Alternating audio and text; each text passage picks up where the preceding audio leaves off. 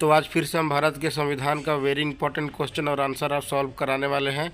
तो चलिए वीडियो को शुरू करते हैं। क्वेश्चन नंबर 16, भारतीय संविधान में कुल कितनी सूचियां हैं?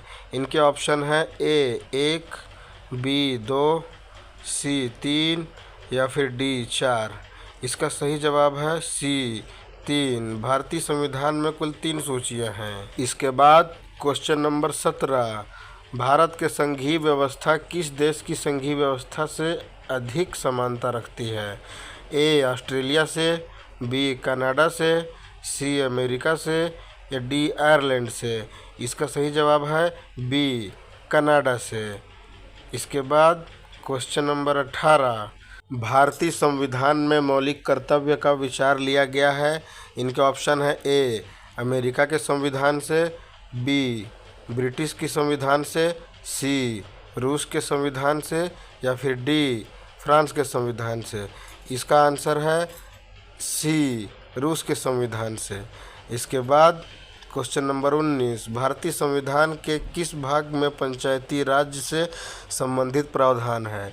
इसके ऑप्शन है ए भाग 4, बी भाग 9, सी भाग 14 या फिर डी भाग 22।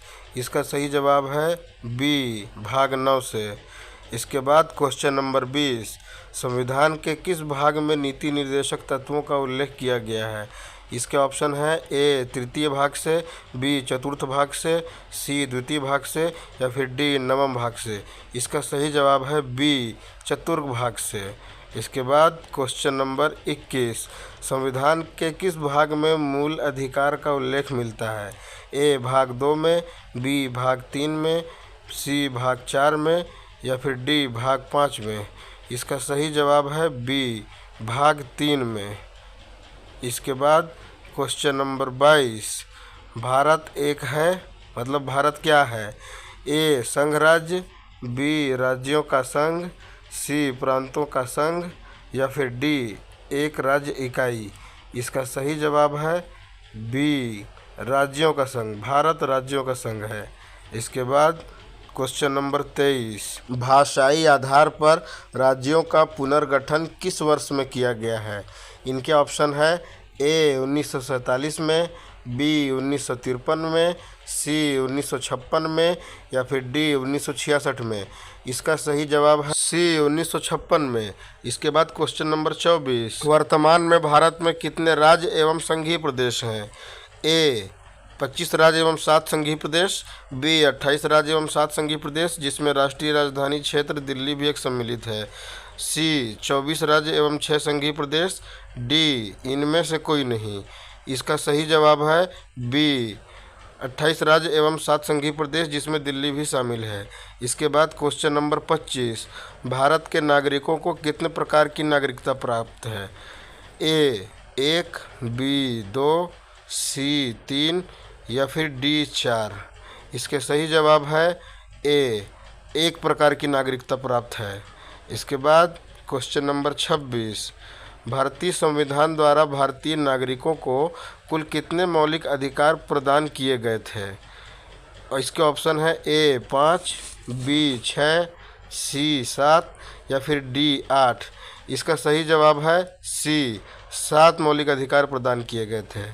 इसके बाद क्वेश्चन नंबर 27, मौलिक अधिकारों का निलंबन कौन कर सकता है? ए प्रधानमंत्री, बी सांसद, सी राष्ट्रपति या फिर डी सर्वोच्च न्यायालय। इसका सही जवाब है सी राष्ट्रपति सिर्फ कर सकता है निलंबन अधिकारों का। इसके बाद क्वेश्चन नंबर 28, संसद के दोनों सदनों के नियुक्त अधिवेशन की अध्यक्षता कौन करता है? इसके ऑप्शन है ए राष्ट्रपति, बी उपराष्ट्रपति, सी प्रधानमंत्री या फिर डी लोकसभा अध्यक्ष। इसका सही जवाब है डी लोकसभा अध्यक्ष। इसके बाद क्वेश्चन नंबर 29, एक वर्ष में कम से कम कितनी बार संसद की बैठक होना आवश्यक है, मतलब ज़रूरी है? ए 1 बार, बी 2 बार, सी 3 बार या फिर डी 4 बार। इसका सही जवाब है बी 2 बार। 2 बार तो बैठक होना जरूरी ही है। इसके बाद क्वेश्चन नंबर 30, संसद के कुल सदस्यों का कितना भाग वैधानिक चैम्बर की मीटिंग बुलाने के लिए आवश्यक गणमूर्ति है? मतलब कोरम है। ए 1/10, बी 1/6, सी 1/4 या डी 1/3। इसका सही जवाब है ए 1/10। इसके बाद क्वेश्चन नंबर 31, भारतीय संसद के कितने सदन हैं? इसके ऑप्शन है ए 1, बी 2, सी 3 या फिर डी 4। इसका सही जवाब है बी 2। भारतीय संसद के 2 सदन हैं। इसके बाद क्वेश्चन नंबर 32, संसद का स्थायी सदन क्या है? इसके ऑप्शन है ए लोकसभा, बी राज्यसभा, सी उपरोक्त दोनों या फिर डी इनमें से कोई नहीं। इसका सही जवाब है बी राज्यसभा। संसद का स्थायी सदन राज्यसभा है। इसके बाद क्वेश्चन नंबर 33, भारतीय संसद किसके द्वारा बनती है? ए लोकसभा के द्वारा, बी राज्यसभा के द्वारा, सी राष्ट्रपति के द्वारा या फिर डी लोकसभा, राज्यसभा एवं राष्ट्रपति के द्वारा। इसका सही जवाब है डी लोकसभा, राज्यसभा एवं राष्ट्रपति के द्वारा बनती है।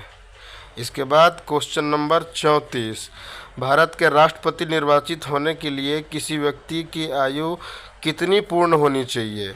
इसके ऑप्शन है ए 21 वर्ष, बी 25 वर्ष, सी 30 वर्ष या फिर डी 35 वर्ष। इसका सही जवाब है डी 35 वर्ष तो पूरा होना जरूरी है। इसके बाद क्वेश्चन नंबर 35, राष्ट्रपति का निर्वाचन किस प्रकार से होता है? इसके ऑप्शन है ए प्रत्यक्ष रूप से, बी अप्रत्यक्ष रूप से, सी दोनों से या फिर डी इनमें से कोई नहीं। इसके सही जवाब है बी अप्रत्यक्ष रूप से राष्ट्रपति का निर्वाचन होता है। आप हमारे यूट्यूब चैनल पर ऐसे ही बने रहिए, आपको भारत के पूरे गवर्नमेंट जॉब को क्लियर करने में बहुत सहायता मिलने वाली है हमारे इस वीडियो से। हम ऐसे ही आपके नॉलेज को और बढ़ाने की कोशिश करेंगे, तो हमारे YouTube channel history of the year को ज़रूर सब्सक्राइब कर लें भैया।